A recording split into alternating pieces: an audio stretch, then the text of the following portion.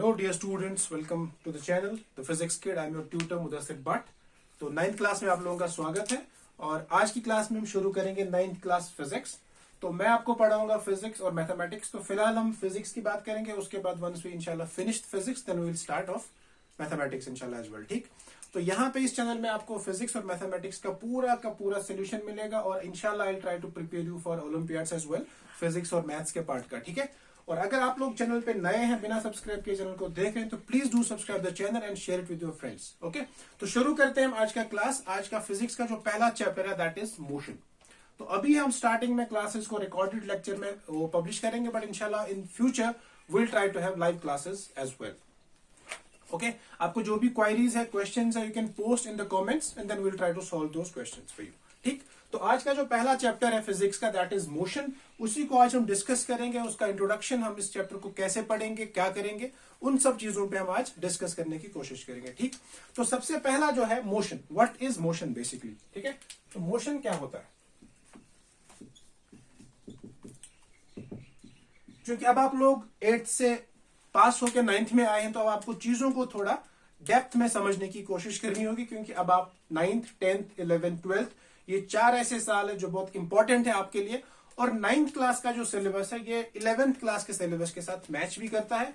तो once your 9th class basics है clear, तो आपको 11th में उतनी ज्यादा प्रॉब्लम नहीं होगी। यूजुअली होता है क्या कि जब हम 11th वाले बच्चों को पढ़ाते हैं तो उनको जब बेसिक टर्म्स पूछते हैं तो उनको पता नहीं होता है, रीजन बीइंग कि वो लोग 9th में अच्छे से नहीं पढ़ते हैं। ठीक है, तो आई होप आप लोग अच्छे से पढ़ेंगे, अच्छे बच्चे होंगे आप लोग, यू विल डू वेल।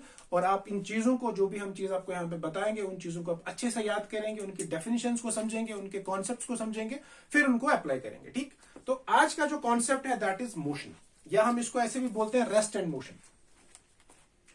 कुछ जगहों पे हम इसको रेस्ट एंड मोशन करके दो चीजों को एक साथ जो है वो डिफाइन करते हैं। ठीक, ओके, तो कुछ चीजें होती हैं दुनिया में जिनको हम बोलते हैं कि they are relative terms. Relative terms का ये मतलब नहीं कि रिश्तेदार वाली टर्म्स होंगे। रिलेटिव टर्म्स का मतलब एक नहीं तो दूसरा, यानी कि ऐसा चीज कि जिसमें हम कॉन्फिडेंट नहीं है, जो मतलब सही भी है गलत भी है। जैसे फॉर एग्जाम्पल मैं आपको अक्सर मैं ये एग्जाम्पल देता हूं, सपोज आई विल राइट 6। ठीक है, जब मैं 6 लिखता हूं बोर्ड पे, तो अगर कोई साइड इसको यहां से देख रहा है तो उसके लिए ये 6 है, लेकिन if somebody sees it from the top तो उसके लिए वो 9 है। राइट, अगर फॉर एग्जाम्पल मैं नोटबुक पे ऐसे 6 लिख के आपको दिखा दूं तो जो यहां से होगा वो 6 पड़ेगा, जो यहां से होगा वो 9 पड़ेगा। और दो में से हम किसी को भी गलत नहीं बोल सकते, दोनों सही है अपनी अपनी जगह पे। ठीक है, तो ऐसी चीजों को जहां हम चीजों को डिफाइन करते हैं किसी और उसकी पोजिशन को देख के, यानी कि फॉर एग्जाम्पल जब मैंने 6 लिखा है, जो मेरे राइट साइड पे बंदा है उसके लिए वो 6 है एंड ही इज राइट, जो मेरे लेफ्ट साइड पे बंदा है उसके लिए वो 9 and he is also right. लेकिन यहां पे फर्क ये है कि कौन चीजों को कहां से देख रहा है, जिसको हम फिजिक्स में ऑब्जर्वर बोलते हैं या फ्रेम ऑफ रेफरेंस बोलते हैं। ठीक है, तो फ्रेम ऑफ रेफरेंस या ऑब्जर्वर, उसकी फिजिक्स में बहुत ज्यादा इंपॉर्टेंस है और वो चीज हम यहां पे समझने की कोशिश करेंगे। ठीक, तो इसी तरह जो ये 6 है, ना तो ये गलत है 6 वाला, ना तो 9 बोलने वाला गलत है, तो दोनों सही है। लेकिन डिफरेंस ये है कि दोनों का देखने का नजरिया, देखने का तरीका, देखने की जगह जो है वो अलग है। तो इसी तरीके से फिजिक्स में अगर हम बोलेंगे कि कोई शख्स जो है वो मोशन में है कि रेस्ट में है, वो डिपेंड करता है हम देखते कहां है और कैसे है। जैसे आई होप आप लोगों ने देखा होगा कभी कभी साइकिल पे दो दोस्त जाते हैं तो वो दोनों एक दूसरे के साथ बातें करते करते जाते हैं, दे गो लाइक दिस पैरेलली, आपस में बातें करते हैं वो लोग। ठीक है, या इसी तरह आप लोगों ने देखा दो बाइकर्स आपस में जब सड़क पे चलते हैं वो लोग, तो बात करते करते निकलते हैं, उनकी वेलोसिटी दोनों की ऑलमोस्ट सेम होती है। ठीक, तो फिजिक्स में हम बोलते हैं कि एक body, a body is said to be in motion. आप इसको लिखेंगे साथ साथ में, a body is said to be in motion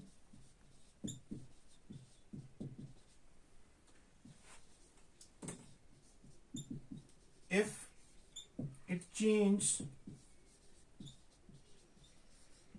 its position with respect to WRT, with respect to time and space या position, और with respect to with respect to some reference. ठीक, ये तो हो गई किताबी डेफिनेशन। अब इस डेफिनेशन को हमें समझना है, ठीक है। जैसे मैंने पहले भी बोला, आप लोग 9th में, तो अब आपको चीजों को समझना पड़ेगा। डेफिनेशन रट्टा लगाने की जरूरत नहीं है, आपको उस डेफिनेशन के पीछे जो कॉन्सेप्ट है उसको समझने की कोशिश करनी है। तो हम बोलते हैं कि एक बॉडी जो है, एक बॉडी मोशन में तभी होगी जब वो अपनी पोजीशन चेंज करती है with respect to time and surroundings, ठीक है। With respect to time and surroundings, not position, with respect to time and surroundings, ठीक, और with respect to some reference. अब देखिए आप, suppose this is person A, this is person B and this is person C. 3 दोस्त है, ए, B और सी, ए, B और सी।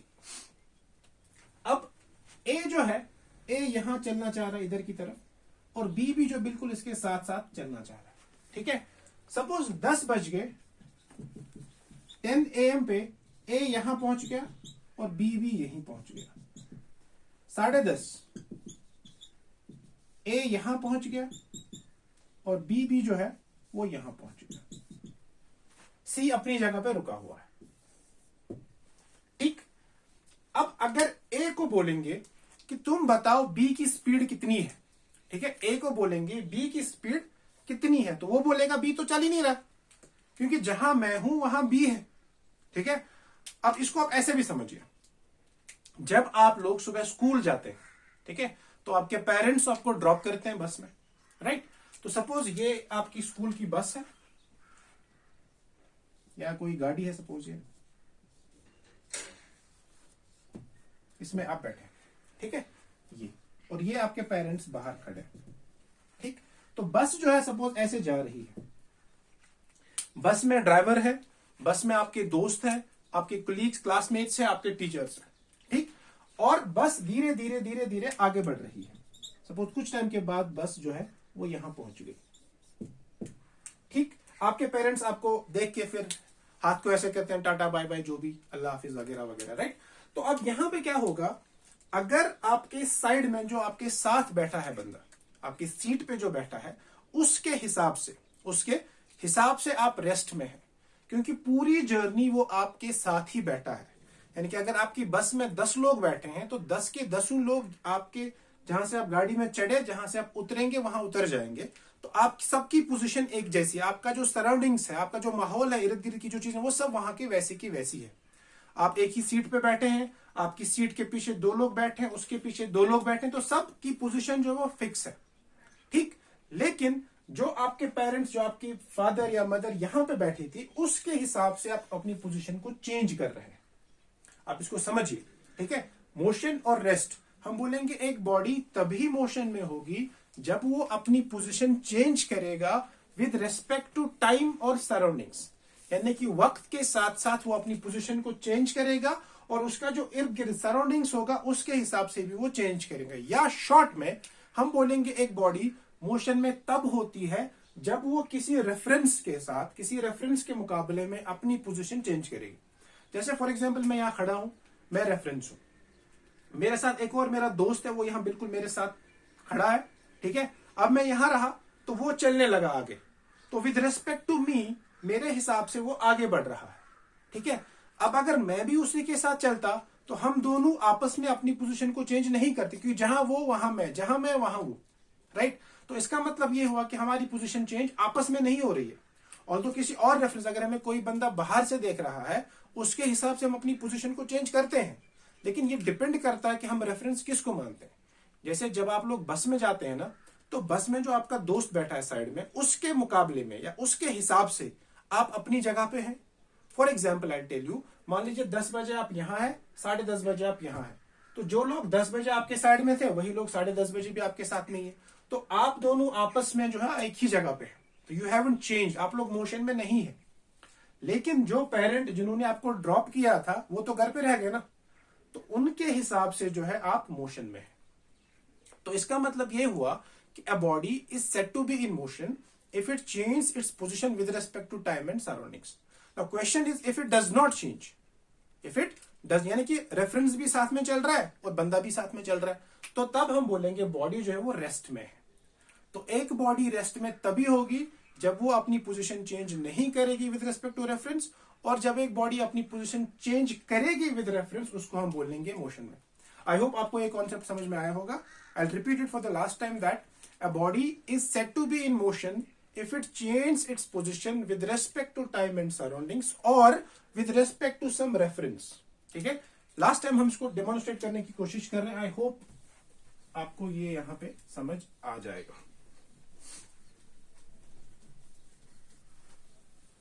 देखिए, ये this is person 1, this is person 2। ठीक, दोनों एक जगह पे है, सपोज 10 बजे। अब इस पर्सन 2 ने इसको बोला कि भाई मुझे जाना है, मुझे कहीं काम है। तो हुआ क्या कि ये जो पर्सन 1 है, पर्सन 1 अपनी जगह पे रहे, उसने बोला ठीक है तुम जाओ, तुमके काम है तो तुम जाओ। और बी जो है, बी चलने लगा, तो बी यहां पहुंच गया कुछ टाइम के बाद। अब आप देखिए, जब ये दोनों एक ही जगह पे थे, जब ये दोनों एक ही जगह पे थे तो ये दोनों रेस्ट पे थे। ये इसके मुकाबले में रेस्ट में था, ये इसके मुकाबले में रेस्ट में था। ठीक, तो ये दोनों रेस्ट पे थे। ठीक है ना, या आप इसको ऐसे समझिए। फिर क्या हुआ, थोड़ी देर के बाद ना ये दोनों एक साथ चले। ठीक है, इन्होंने बोला कि कुछ देर तक हम साथ चलते हैं। जैसे अब जब आपके घर में कोई दोस्त आता है ना, गेस्ट आता है सपोज कोई, तो फिर जब वो गेस्ट चला जाता है तो हम उसको दरवाजे तक छोड़ने जाते हैं, राइट। तो we go together like this, तो एक ये दूसरा है, तो ये दोनों साथ साथ में चलते हैं, तो they are at rest with respect to each other. लेकिन जो लोग घर के अंदर है उनके हिसाब से दोनों मोशन में, क्योंकि दोनों घर के बाहर चले गए। ठीक है, लेकिन आपस में ये दोनों रेस्ट में है। ठीक, अब उसके बाद जब वो गेस्ट गेट के बाहर चला जाता है, वो अपने रास्ते, ये अपने रास्ते, तो इसका मतलब फिर क्या होता है, ये गेस्ट था हमारा second, this was the guest, तो ये गेस्ट जो है अब चलने लगा। अब ये गेस्ट इसके मुकाबले में मोशन में है, अब ये गेस्ट इसके मुकाबले में मोशन में। तो इसी को बोलते हैं कि एक बॉडी मोशन में तब होता है जब वो किसी रेफरेंस के मुकाबले में अपनी पोजीशन को चेंज करेगा। ठीक, ये होता है रेस्ट एंड मोशन। ठीक, अब इसका जो दूसरा कॉन्सेप्ट आता है फिजिक्स में, that is basically distance and displacement. Distance and displacement.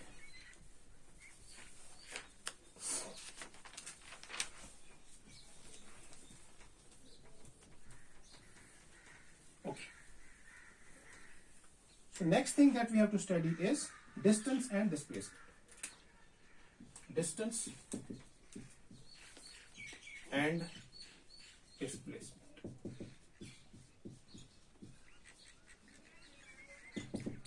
अभी फिलहाल मैं चीजों को आसानी से धीरे धीरे समझा रहा हूं, because I don't want to rush in, ताकि आप लोगों को अच्छे से चीजें समझ आ जाएंगे। वंस आपको ये सारी चीजें समझ आएगी फिर हम पेस बढ़ा सकते हैं। ठीक है, नेक्स्ट हमारा डिस्टेंस और डिस्प्लेसमेंट। तो डिस्टेंस जो होता है, डिस्टेंस का डेफिनेशन जो है, distance is defined as the total path length.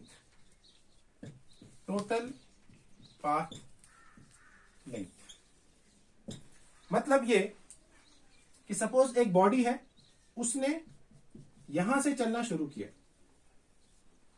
ठीक, this is point A.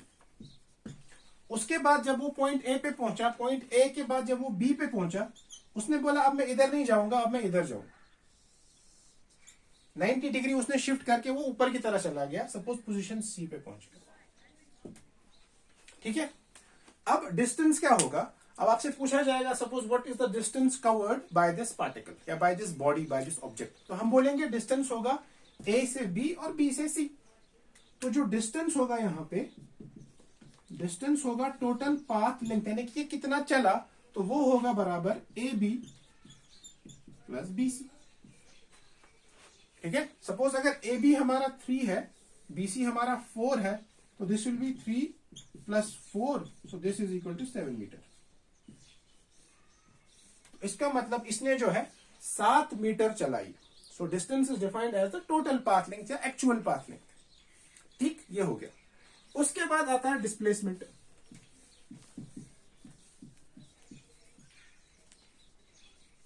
Displacement जो है, displacement is defined as the shortest distance, इसको बोलते हैं shortest distance, shortest distance between two points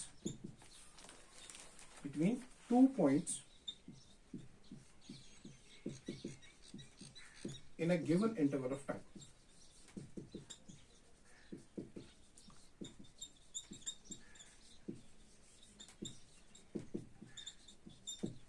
ठीक, अब आप इसी को देखते हैं, इसी डायग्राम को देखते हैं फिर से। बेसिकली करना क्या था, इस पार्टिकल को, इस ऑब्जेक्ट को ए से सी जाना था, ठीक है। तो इसने क्या कहा, इसने कहा पहले मैं ए से बी जाऊंगा, फिर मैं बी से सी जाऊंगा। सपोज आप, अगर आपको किसी दोस्त के यहाँ मिलने जाना होता है तो आप पहले ऐसे जाएंगे, फिर टेढ़ा करके रास्ता, you can change, depends, there are many ways to go, right. अब इसने क्या कहा, पहले मैं ए से बी जाऊंगा, फिर बी से सी जाऊंगा। तो ये यहां पे पहुंच गया, सपोज पहुंच गया। अब इसने किसी दूसरे दोस्त को फोन किया, भाई मैं तो पहुंच गया, तुम कहां पे हो, तुम कहां रह गए। तो वो जो दूसरा बंदा था उसने बोला ठीक है, अब यहां चूंकि अगर मैं यहां से जाऊंगा तो मुझे लेट हो जाएगा, तो उसने क्या करा, उसने ये वाला रास्ता चुन लिया।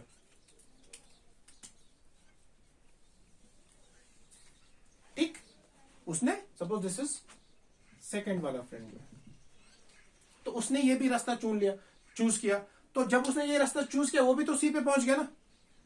ठीक, अब देखना हमें ये है कि ये जो ए से सी डायरेक्ट गया, वो जो बंदा पहले ए से बी, बी से सी गया, that is called distance, total path length, A to B, B to C, 3+4। अब जो ये बंदा है ए से C, this is the shortest distance between A and C, this is the shortest distance between A and C. तो इसी को बोलते हैं डिस्प्लेसमेंट। क्या बोलते हैं, डिस्प्लेसमेंट। आप लोगों ने 8th में पढ़ा होगा पाइथागोरस थ्योरम, आई होप, ठीक है।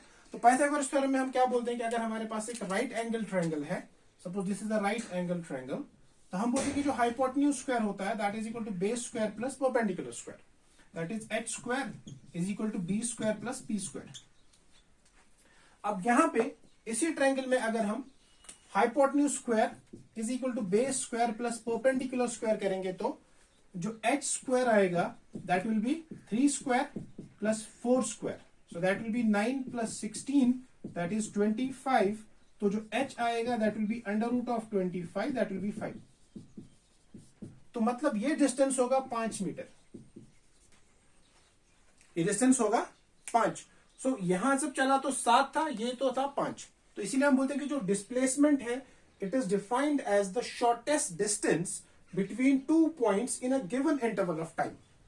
ठीक है, तो जो डिस्प्लेसमेंट है, डिस्प्लेसमेंट शॉर्टेस्ट डिस्टेंस है, और डिस्टेंस जो है वो पूरा पाथ लेंथ, जहां आपको चलना है वहां से आप चलिए। ठीक है, अब जो ये डिस्प्लेसमेंट है, अब आपको याद रखना है कि डिस्प्लेसमेंट जो है it is the shortest distance. अब सवाल कभी कभी ये आता है कि क्या डिस्टेंस और डिस्प्लेसमेंट बराबर हो सकते हैं, अगर है तो कहां है, क्या ऐसा है, होता है तो कब होता है। ठीक है, तो हम लिखेंगे यहां पे एक इंपॉर्टेंट पॉइंट कि जो डिस्टेंस है, डिस्टेंस अगर आप यहां पे देखेंगे, सपोज यहां पे डिस्टेंस हमारा है 3 + 4 7 और डिस्प्लेसमेंट है 5, तो हम एक स्टेटमेंट लिखेंगे कि डिस्टेंस जो है, डिस्टेंस इज ऑलवेज ग्रेटर और equal to displacement. Distance travelled और distance covered is always greater और इक्वल, या बड़ा या बराबर टू डिस्टेंस। और इक्वल ये खाली एक ही केस में होता है, वो हम देखेंगे अभी। ठीक है, तो जो डिस्प्लेसमेंट है, displacement is equal to distance in only one case.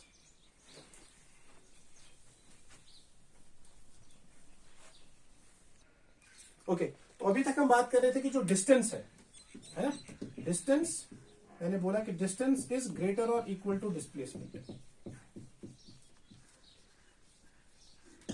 ठीक, अब मैंने आपको बोलना है कि जो डिस्टेंस और डिस्प्लेसमेंट है वो एक ही केस में बराबर होते हैं, वो हम देखेंगे वो कौन सा केस है। तो आप ये लिखेंगे point, distance is equal to displacement, distance is equal to displacement only when path is a straight line। तो जब सीधा पाथ होगा, बिल्कुल सीधा सपाट रास्ता होगा, तो उस टाइम पे डिस्टेंस और डिस्प्लेसमेंट बराबर होंगे। एक और पॉइंट, डिस्टेंस जो है, distance can never be zero, distance travelled can never be zero, but displacement can be zero, displacement can be zero. इस पॉइंट पे थोड़ा बात करते हैं, ठीक है। हमने बोला कि जो डिस्टेंस ट्रेवल्ड है, distance travelled can never be zero, but displacement जो है, डिस्प्लेसमेंट कैन बी जीरो। अब उसको देखते हैं। Distance travelled can never be zero, but displacement can be zero, ठीक है। अब आप समझिए, सपोज हमारे पास एक पार्टिकल है, ये पोजीशन ए है, यहां से कोई पार्टिकल गया, सपोज वो बी तक गया, बी से उसको प्लान आया कि नहीं अब मैं यहां से जाऊंगा, वो गया सी पे उसने बोला कि नहीं अब मैं डी पे जाऊंगा, और डी से उसने बोला चल ठीक है अब वापस घर ही जाता है, ठीक है। कोई बंदा सुबह को निकला, ठीक है, फ्रिक्शनल फोर्स को हम छोड़ देते हैं फिलहाल। यहां पे आप देखिए कि डिस्प्लेसमेंट की बात करें, वर्क डन या कुछ वो अलग कहानी है, फिलहाल हम खाली डिस्टेंस और डिस्प्लेसमेंट की बात कर रहे हैं। एक ऑब्जेक्ट, एक बंदा, सपोज एक लड़का या लड़की सुबह निकला घर से या निकली घर से, जो भी, ठीक, गया ए टू बी, फिर B to C to D, T to A, तो फाइनल डेस्टिनेशन उसका ए ही है। अब मैंने आपको अभी बोला थोड़ी देर में कि displacement is defined as the shortest distance between two points in the given interval of time. अब यहां पे देखिए, सपोज ए से बी हमारा 4 मीटर है, चलो इसको स्क्वायर मान लेते हैं, बी से सी 4, ठीक। तो यहां एक टेस्ट होगा कि आप लोगों को डिस्टेंस और डिस्प्लेसमेंट समझ में आया कि नहीं। डिस्टेंस हमने बोला कि distance is the total path length, यानी कि कोई इंसान कितना चला उसको बोलेंगे डिस्टेंस, ठीक। अब ये ए से बी 4 मीटर चला, बी से सी 4 मीटर चला, सी से डी 4, डी से ए 4, तो इस केस में इसका डिस्टेंस कितना होगा? डिस्टेंस होगा 4 + 4 + 4 + 4, है ना। A to B, B to C, C to D, D to A. So distance will be 16 meters. Now question is, what will be the displacement? मैंने आपको बोला कि डिस्प्लेसमेंट होता है shortest distance between two points, यानी कि initial position to final position का जो शॉर्टेस्ट डिस्टेंस होगा उसी को हम बोलेंगे डिस्प्लेसमेंट। यहां पार्टिकल ने शुरू ए से किया था, खत्म ए पे कर रहा है, तो यहां इनिशियल और फाइनल पोजीशन सेम है। तो जब इनिशियल और फाइनल पोजीशन सेम होगा तब डिस्प्लेसमेंट कितना होगा? 0, क्योंकि इसने जहां से शुरू किया था वहीं पे खत्म कर रहा है। It's like a cyclic process, ये वापस अपनी जगह को, इसको उर्दू में कहावत बोलते हैं ना कि सुबह को भूला शाम को घर आए, तो उसको भूला नहीं कहते, राइट। लाइक फाइनली आप लोग घर ही पे आ जाते हैं वापस। तो ये ए से निकला, ए पे वापस आया, तो डिस्प्लेसमेंट जो है यहां पे वो 0 होगा, ठीक। इसीलिए मैंने यहां पे लिखा कि distance can never be 0 but displacement can be 0।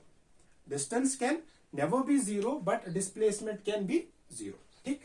ये एक पॉइंट था। अब एक और पॉइंट है, अब जब हम डिस्टेंस और डिस्प्लेसमेंट को मेजर करते हैं तो मेजर करने के लिए हमारे पास बहुत सारे यूनिट्स होते हैं। एसआई यूनिट होता है, सीजीएस यूनिट होता है, एफपीएस सिस्टम होता है। तो हम लोग क्या करते हैं, we generally use SI system, ठीक है, मेजरमेंट बेसिकली। तो हम लोग जब डिस्टेंस को मेजर करते हैं तो हम डिस्टेंस को मेजर करते हैं इन मीटर्स। सो डिस्टेंस और डिस्प्लेसमेंट, हाँ, डिस्टेंस और डिस्प्लेसमेंट,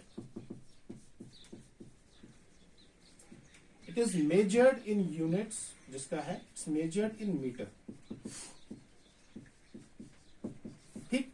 हमारे जो मेन सिस्टम है मेजर करने के वो 3 है। एक होता है एसआई सिस्टम, दूसरा होता है सीजीएस सिस्टम, और तीसरा होता है एफपीएस सिस्टम। एसआई मतलब स्टैंडर्ड इंटरनेशनल, जिसमें लेंथ को मीटर। तीसरा होता है सीजीएस, सेंटीमीटर ग्राम सेकंड, यानी कि लेंथ को सेंटीमीटर में मेजर करते हैं, मास को ग्राम में और टाइम को सेकंड में।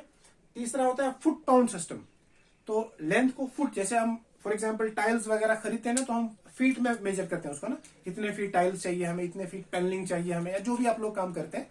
तो कुछ कुछ जगह पे एफपीएस भी जो है वो काम होता है। यू कैन नॉट से कि हमको 50 मीटर लकड़ी चाहिए, है ना, हम बोलते हैं कि हमको 50 फीट लकड़ी चाहिए।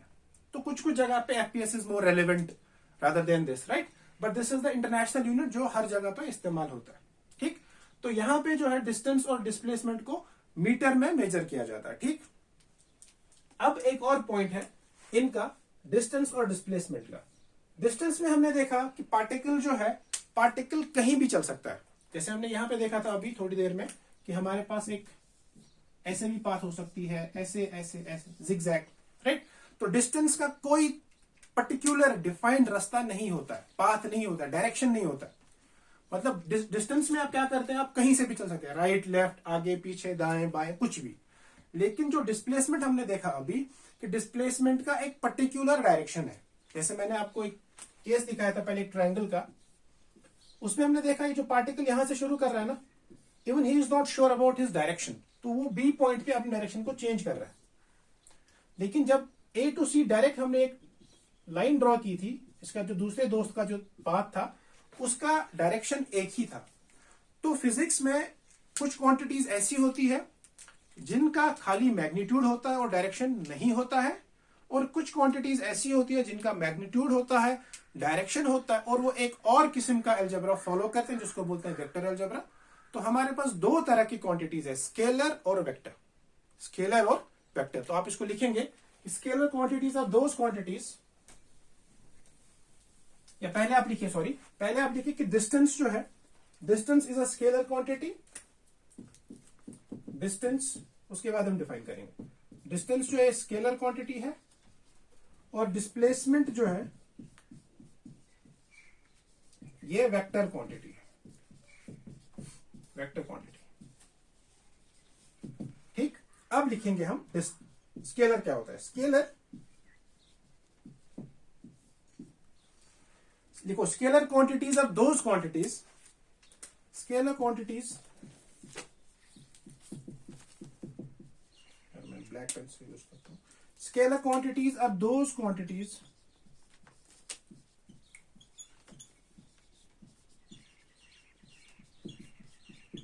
which have only magnitude, which have only magnitude and no direction.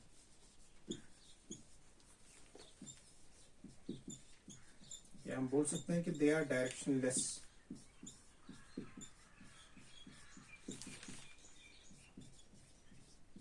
ठीक है। तो स्केलर क्वांटिटीज ऐसी क्वांटिटीज होती हैं जिनका कोई डायरेक्शन नहीं होता है, खाली मैग्नीट्यूड होता है। और जो वेक्टर क्वांटिटीज होती है, vector quantities are those quantities, vector quantities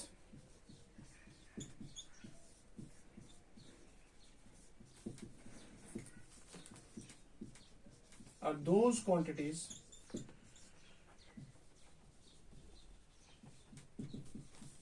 which have magnitude as well as direction.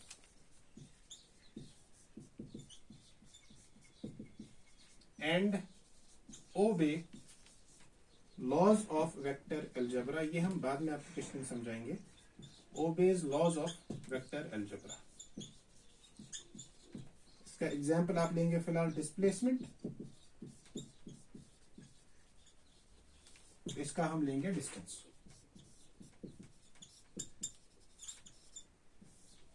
ठीक है। तो स्केलर और वेक्टर, जिन क्वांटिटीज का खाली मैग्नीट्यूड होता है, डायरेक्शन नहीं होता, उनको स्केलर बोलते हैं। जिन क्वांटिटीज का मैग्नीट्यूड भी होता है, डायरेक्शन भी होता है, और दोनों वेक्टर अलजेब्रा को फॉलो करते हैं, उनको हम बोलते हैं वेक्टर क्वांटिटी, जैसे कि डिस्प्लेसमेंट। ठीक है। तो ये चीज आपको याद करनी है। ठीक है। डिस्प्लेसमेंट का स्पेसिफिक डायरेक्शन है इसलिए वो वेक्टर है, डिस्टेंस का नहीं है इसलिए वो स्केलर है। ठीक है। ओके। तो डिस्टेंस का यूनिट जो है वो मीटर है, और डिस्प्लेसमेंट का यूनिट जो है वो पी मीटर है, क्योंकि दोनों का यूनिट सेम है। और डिस्टेंस और डिस्प्लेसमेंट जो है, distance is greater than displacement और इक्वल टू डिस्प्लेसमेंट। एक ही केस में डिस्टेंस और डिस्प्लेसमेंट बराबर होंगे वो तब है जब हमारा पाथ जो है वो एक स्ट्रेट लाइन होगा। Once the path is not straight line we can not say कि डिस्टेंस और डिस्प्लेसमेंट बराबर है। तो एक ही केस ऐसा होता है जिसमें डिस्टेंस और डिस्प्लेसमेंट बराबर होते हैं, वो तब होता है जब हमारे पास पाथ जो है वो एक स्ट्रेट लाइन है, यानी कि जब एक स्ट्रेट सीधा पाथ होगा ऐसा, तो उसमें डिस्टेंस और डिस्प्लेसमेंट आपके बराबर होंगे। और डिस्टेंस स्केलर है, डिस्प्लेसमेंट वेक्टर है। ठीक, अब एक नया चीज शुरू होगा। ठीक है, अब हम पढ़ेंगे कि जो डिस्टेंस है या डिस्प्लेसमेंट है वो चेंज हो रहा है, यानी हमारे पास अब दो टर्म्स आएंगी जिनको हम बोलते हैं स्पीड और मोशन। ठीक है, तो वो जो स्पीड और मोशन है आई थिंक वो हम नेक्स्ट क्लास में डिस्कस करेंगे। तो दैट मीन्स नेक्स्ट क्लास का जो हमारा टॉपिक होगा that will B speed and velocity, या हम बोलेंगे यूनिफॉर्म मोशन बेसिकली। तो मोशन जो है अब डिफाइन होगा।